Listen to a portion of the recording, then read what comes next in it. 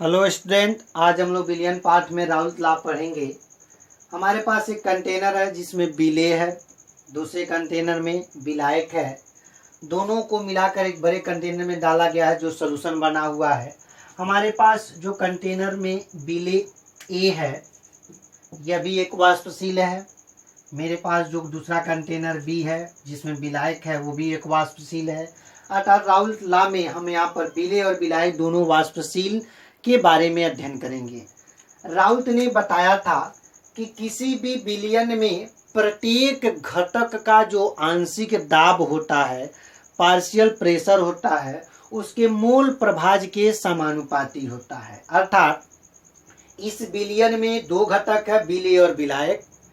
किसी भी घटक की बात करें, चाहे बिले अथवा विलायक, उसका पार्शियल प्रेशर उसके मोल प्रभाज के समानुपाती होता है। हम लिखें पीए प्रोपोर्शनल साई ए।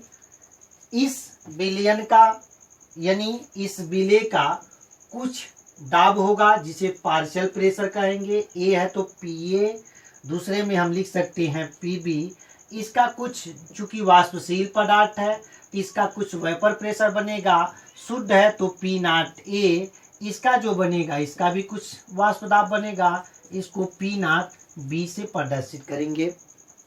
हम जानते हैं केवल एक घटक है तो इसको साई ए लिख सकते हैं एक, और इसका लिख सकते हैं साई बी जीरो, केवल एक ही घटक है।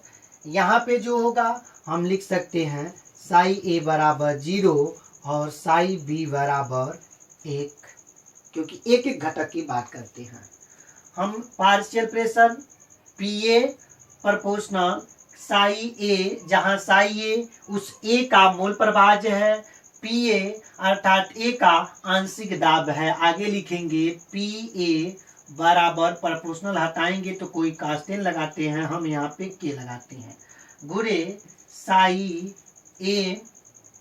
ये हो गया समीकरण एक। आगे की बात करें, हम जानते हैं, हम आगे लिखें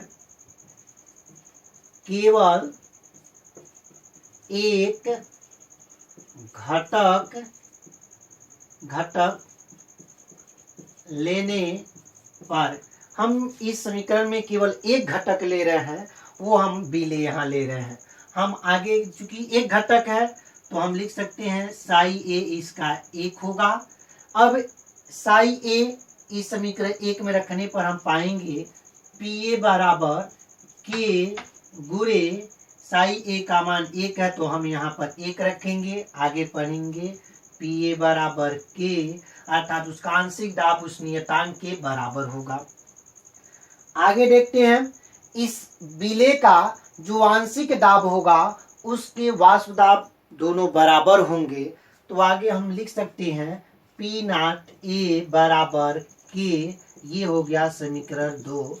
समीकरण दो में के का मान पी नॉट ए आया है जो समीकरण एक में रखते हैं, तो हम आगे लिख सकते हैं पी ए बराबर के का मान आया है पी नॉट ए लिखेंगे, गुणे साई बी हम लिख सकते हैं साई ए।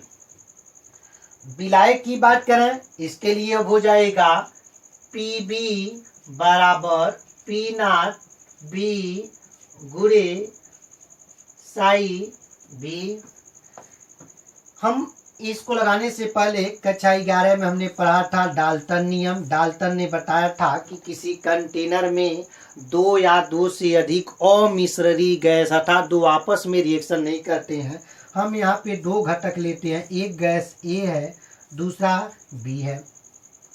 इस कंटेनर में दोनों गैस का जो कुल दाब होगा अर्थात पीटी होगा, प्रत्येक गैस द्वारा लगाए गए आंशिक दाब के योग के बराबर होगा। यानी पीटी टोटल प्रेशर, दो गैस है पीए है और पी बी है, दोनों का योग करेंगे हम यहाँ पर, इसका कुल दाब मिल जाएगा। हम लिख सकते हैं डाल्टन्स लॉ द्वारा, डाल्टन के नियम से हम लिख सकते हैं PT बराबर PA प्लस PB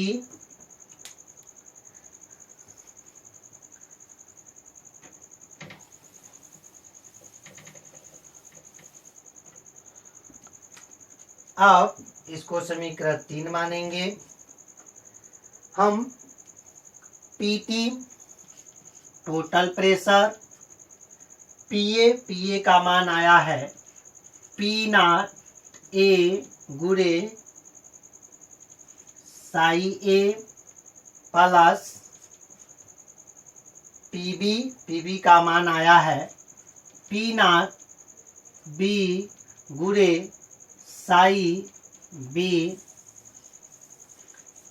हम आगे देखेंगे PT हमारे पास उस विलयन का कुल दाब है, P0 A अकेले विलेय का वाष्प दाब है, साई B विलेय का मोल प्रभाज्य है, P0 B उस विलायक का अकेला वाष्प दाब है शुद्ध अवस्था में, और साई B उस विलायक का मूल प्रभाज्य है।